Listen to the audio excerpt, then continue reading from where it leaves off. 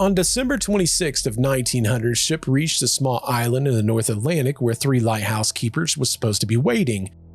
You see, the crew, they looked towards the land, but they discovered something very odd. You see, there was no flag, and none of the supply boxes had even been brought down, so they did what they thought was best. They sounded the horn, which was followed by the sirens, and finally, they shot a rocket towards the lighthouse, but nobody answered. Joseph Moore, who was a relief keeper, he got into a small boat and made his way to the east land. See, once he was going to make it, he was going to climb this very treacherous and dangerous cliff alone. He would soon discover once he got to the top, well, the gates were closed along with the outside doors. And once he made his way inside, well, he found that there was only one kitchen door that was open. The fire had been out for days, and all the beds were completely empty. Heck, even the clock had stopped working. And weirdly enough, the lamp had been cleaned and was ready to be lit. But probably by far the most eerie thing is that James Ducat, Thomas Marshall, and Donald MacArthur, they was nowhere to be found. See, the keepers, they didn't have a boat of their own. And where were they supposed to go? They couldn't go anywhere walking. Add to that, the nearest shore was miles across the winter water. Now, the story passed down for more than a century adds things like an unfinished meal, a chair knocked over, and a final entry log that reads, "God is over all."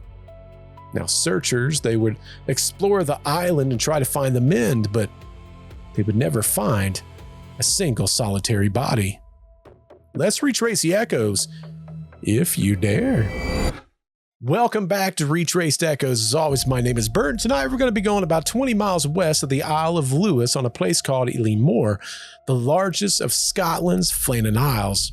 Now, this is one of those stories that sounds like someone was writing it for like a scary movie. I mean, we've got a lighthouse that's standing along a rocky island, some strange traditions that was connected to the land, 3 experienced men who disappeared during what should have been just a normal work day, and a light that goes completely dark before anyone on the shore realizes that something had happened. And then once help finally makes it to the island, well, the mystery gets even stranger because, you see, the lighthouse is still with all of the men's belonging inside. The lamp, it had been serviced, the rooms, they didn't look like they were abandoned in like a planned way. And see, the men, they seem to have disappeared during the shortest stretch between just lunch and sunset. Now, investigators would eventually decide that the sea was most likely what killed them, what took them. But even that explanation, it leaves us with some very unsettling questions. See, all 3 men knew the island. All 3 understood the dangers around the landing, and none of them left behind anything that would tell why in the world they would all go out at the same exact time. The story is, let's just say, very strange. Eilean Mòr is only about 38 acres and most of the shoreline is surrounded by cliffs. Now, the lighthouse, it was set towards the very top, and for obvious reasons. It would warn any ships that was coming up about all the different little rocks that would be out there, as well as all the little islands that would surround it. Now, anyone trying to reach the lighthouse, they had one of 2 spots they would go to, either the east side or they would go to the west side. And honestly, it would depend on a few different things, which they would actually take. It would depend typically on the direction of the wind and the condition of the sea. Now, from there, they would have to climb stairs that was cut into the rock side, and they would use things like cranes and small tramways to help with any of the heavier supplies that would have to go up the cliff. Now, the west side, it already had a little bit of a reputation, and that was for taking a beating from the Atlantic. You see, during the station's first year, the water had damaged one of the cranes, so the keepers, they already knew how dangerous that side had become when the weather would change. Now, long before anyone built a lighthouse there, Eilean Mòr had kind of a strange reputation of its own. A ruined chapel dedicated to St. Flannan stood on the island, and the men of Lewis that would travel there to hunt seabirds, well, to say that they followed a very unusual set of traditions once they would arrive, well, that would be a little bit of an understatement. See, they would pray before beginning any kind of work, and they would walk around certain places in the direction of the sun. In fact, they would rename things that had very common names like water or rocks or even the shore. And in fact, one older account even claims that the men, they would remove part of their clothing near the chapel before they would go any further. Now, maybe all of these traditions was just, well, faith. Or maybe the men believed that the island required or demanded a certain amount of respect. Either way, the stories about fairies and ghosts and curses and things living in the sea, well, those would grow long after the lighthouse keepers would vanish. You see, the men working there, they didn't need any of these stories to feel isolated. See, once the night would arrive, the lighthouse stood in the middle of miles of dark water, and their only connection to the outside world came with those passing ships, scheduled relief visits, and the light that kept burning above them. There was 4 men that was assigned to that very lighthouse, 3 of which that was living on the island and 1 that was living abroad. The 3 men on the island was James Ducat, Thomas Marshall, and Donald MacArthur. Now, James, he was the principal keeper. Now, he was only 44 years old, but heck, he had been working in lighthouse servicing for more than 20 years. He had a wife named Mary and 4 kids that was waiting on him at home. Now, the very superintendent that chose James for that station, his name was Robert Muirhead. Now, he trusted him enough to place him in charge of a new and what many would call extremely difficult lighthouses. Now, it wouldn't be until years later that one of James's daughters would say that her dad was so worried about accepting the position, mostly because he understood the dangers of what the island could be. Now, the next man I want to talk about, his name is Thomas Marshall, and he was working as the assistant keeper. Now, he had spent time at sea before even joining lighthouse servicing in 1896. You might be saying, Bert, why does that matter? Well, when it comes to rough seas and bad weather, that was something that he knew all too well. Now, the third man that was on the island, his name was Donald MacArthur, and he was filling in for a keeper that had become sick. Now, he came from Lewis, he had served in the army and had a wife and 2 kids of his own. Now, some later versions of the story would describe him as a man with a very violent temper, and that would lead a lot of people to maybe speculate that maybe there was an argument that had taken place inside the lighthouse and maybe he had something to do with it. Now, the man that was abroad, his name was Joseph Moore, and he was kind of the next relief trip.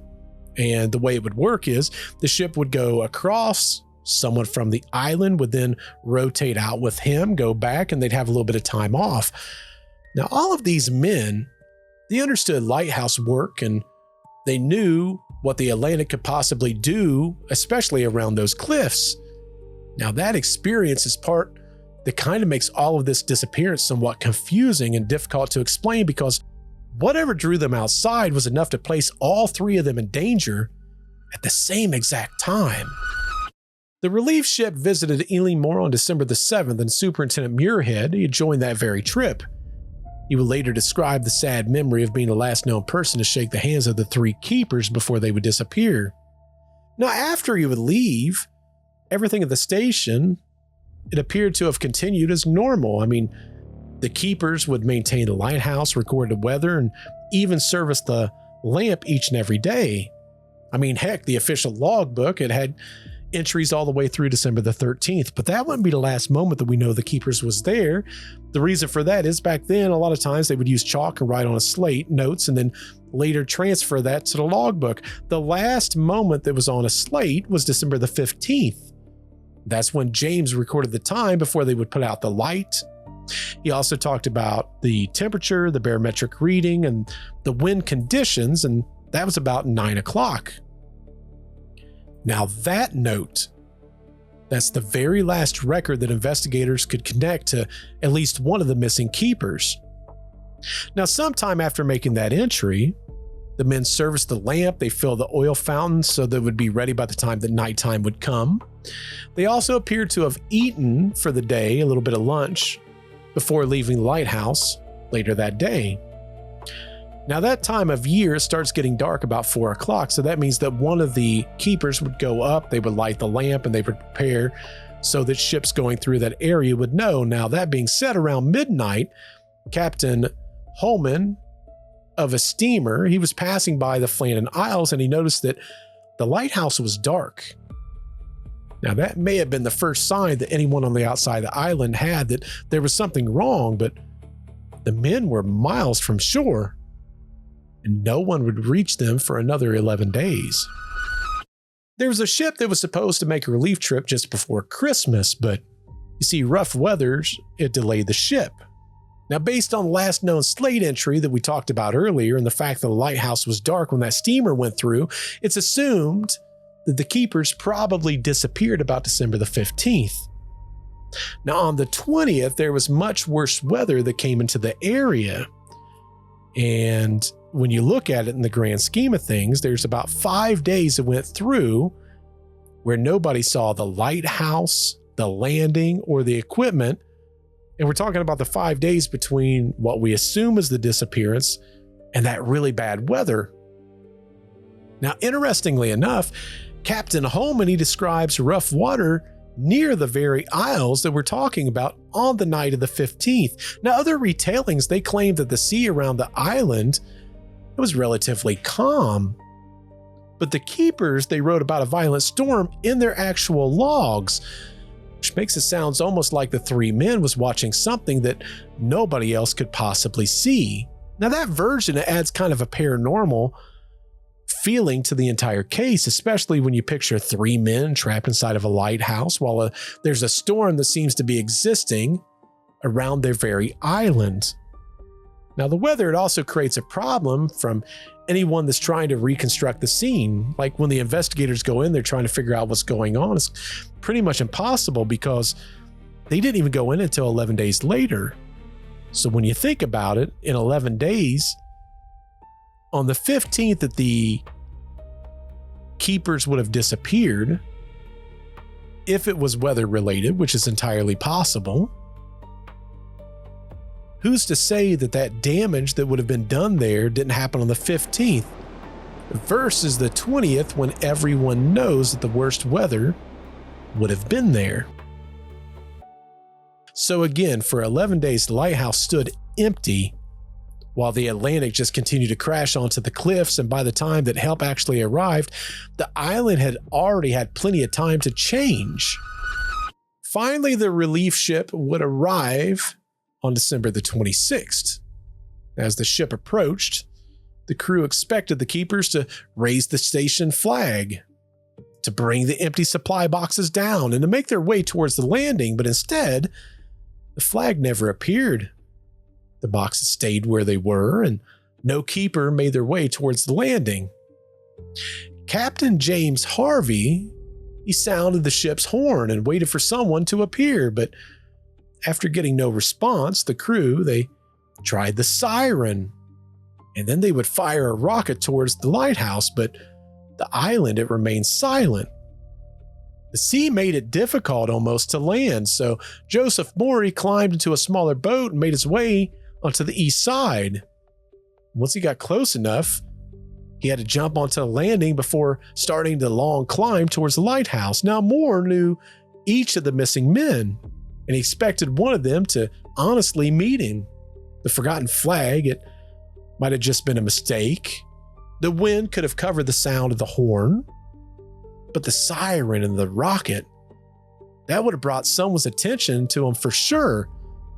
As Moore climbed higher, he must have understood that he was walking towards a station where something had gone terribly wrong. Now, once Moore got to the top, he had found that the gate and the outside entrance, they were both closed. He made his way through the store, and he made his way into the kitchen through an open inner door. Now, the fireplace, once he got up there, he determined it had gone cold. In addition to that, the beds were all empty, and as he was calling out to each one of the men going from room to room, he had found that there was no one there. Now, some accounts will say that the clock stopped. But one important thing to understand is that the men, they never emptied the station, they never packed their belongings, and in fact, they had prepared the lamp to be able to be lit on whatever evening they disappeared. So everything suggests that they expected to return to the lighthouse, but Ducat, Marshall, and MacArthur, they had disappeared.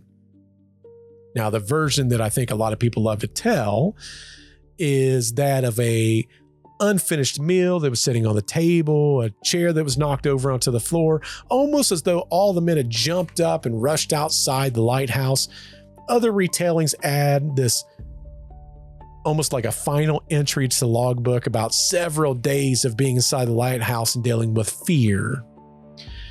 Mòr didn't know which details people would add to the story later.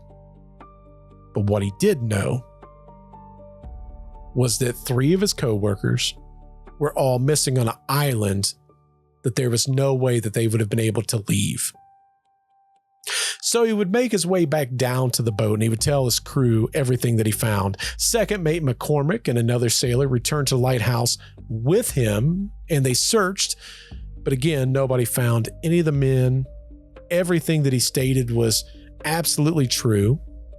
Captain Harvey, he still needed someone to operate the light. If no men was there, someone had to stay behind and operate it. So Mòr went back to the station with 3 other men.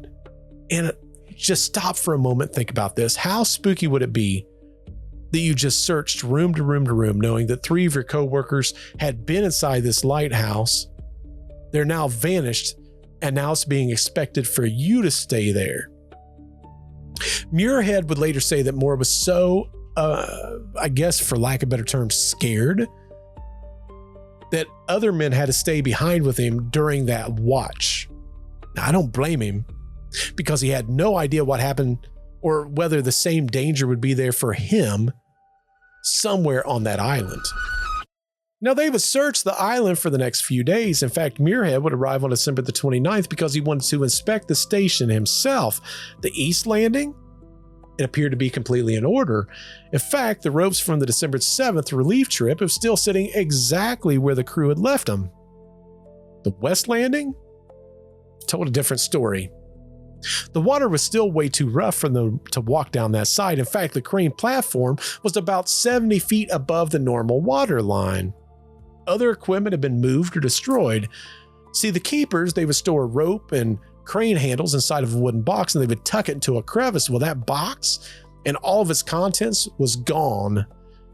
They would find iron railings that had been bent and a large stone that had been thrown onto the concrete path. Some reports would place part of that damage more than 100 feet above the sea.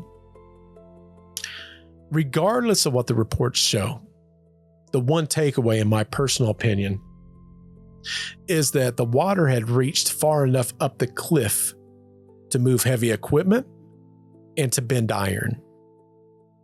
That's very significant. Investigators would search inside the lighthouse for any kind of signs of violence, and they found no blood, no weapons, or even for that much evidence that the keepers had packed their belongings to even leave. Everything they found seemed to lead away from the rooms and more towards the damaged landing on the western cliff. Now, the clothing inside the lighthouse might be the closest thing to knowing the men's final moments. You see, Ducat owned sea boots and a waterproof coat, while Marshall, he owned sea boots and oilskins. Now, Mòr told Muirhead that these men oftentimes would wear that gear whenever they would go outside and work on the landing. That being said, both sets of those was missing from the station. Now, MacArthur, he didn't own oilskins or any of that stuff, but he did have an older coat that he would leave inside the lighthouse, and he would use that whenever he would go work outside. Now, the searchers still found that coat hanging inside. It's kind of what makes this story so weird.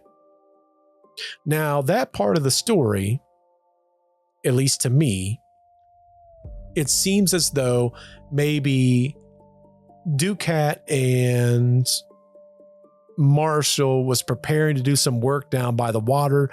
This would have left MacArthur up into the lighthouse, and maybe he either saw the men in danger, maybe he heard somebody on the landing, but he would rush out to try to help them because, again, if he was believing that they were truly in need of help, he probably wouldn't have stopped to put his coat on because that would have been a waste of time.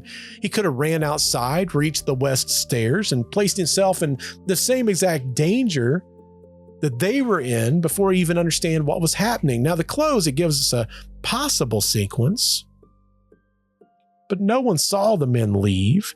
Searchers never found a tool or a boot or any kind of personal items that would show where each of these keepers stood when they disappeared. We can follow their movements from the lighthouse towards possibly the western side of the island, but once they reach those cliffs, well, evidence kind of ends. So what happened to the men?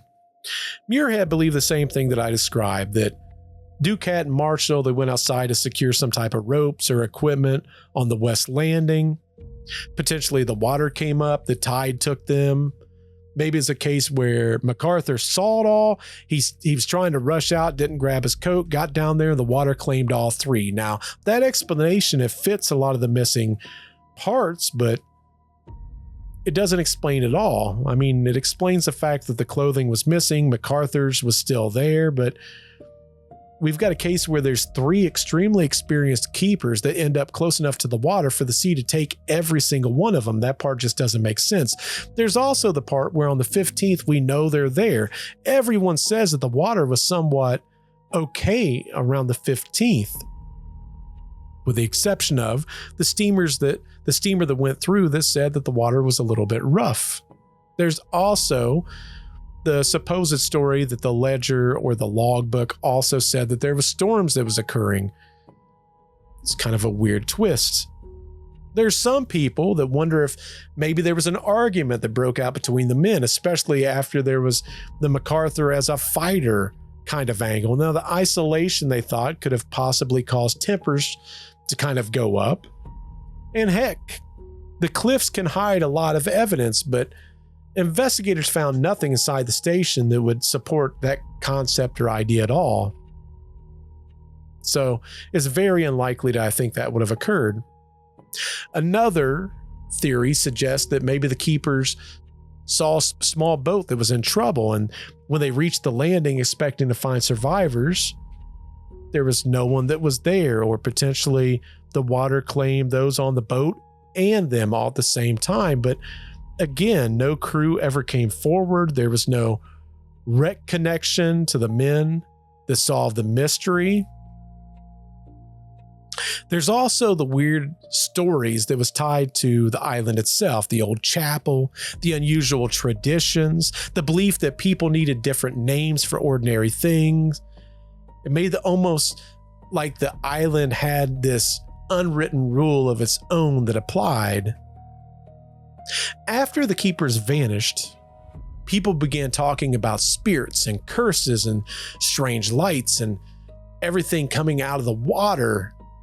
Even today, those ideas, they stay connected to the case because, well, the known story, it kind of stops before the last few minutes that the men was alive.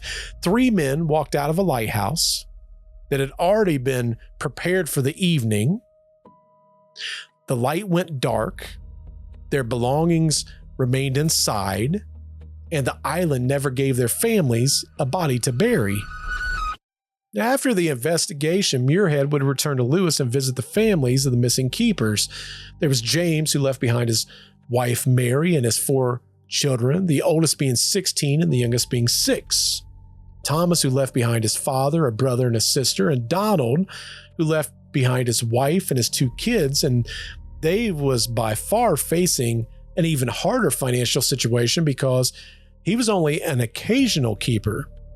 So the lighthouse board was discussing things like insurance money and pensions and whether his family needed a single solitary payment after that.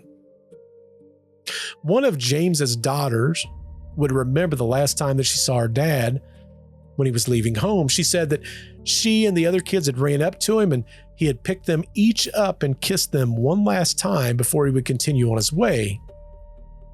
Years later, she would write that she wondered if her dad somehow knew that he wasn't coming back. Now, maybe she remembered an ordinary goodbye different after losing him, because I think we all sometimes wonder those things.